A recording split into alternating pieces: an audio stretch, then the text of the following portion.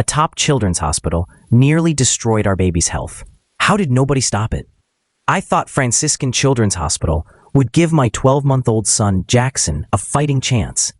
Born with heart defects, a trach, colostomy, and a jejunal feeding tube, he'd already survived 3 surgeries. Long-term rehab felt like the safer option. Instead, I watched his care unravel.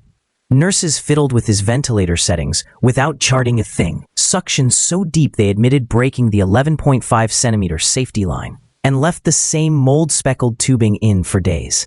Monitors screamed while he gurgled, yet no one came. My fiancé and I sprinted in, cleared his airway, and reset alarms ourselves. One shift doubled his Ativan just because, leaving him limp and pale. Another rammed the feeding tube against his stomach wall. He cried until the meds knocked him out. When we begged for explanations, staff dodged or shrugged. After 6 nightmare weeks, we demanded a transfer back to Boston Children's. Their team gasped. Jackson arrived dehydrated, crusted with dried blood around his trach and ears. Charts missing entire med doses. Retrieving the rest of his records turned into a bureaucratic shell game. Emails unanswered, pages redacted, timelines altered.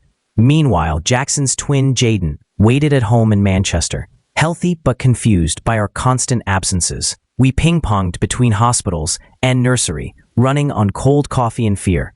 We filed complaints, met with administrators, and hit brick walls. I'm speaking up here because silence protects only the institution. My son deserved competent, documented care. Now we want accountability before another child pays the price. A story from Fin Improvement 2114. I'm hearing a classic systems failure. Overworked staff, missing protocols, and zero transparency spelled disaster. The OP's terror was a diagnostic clue that nobody on the floor was listening.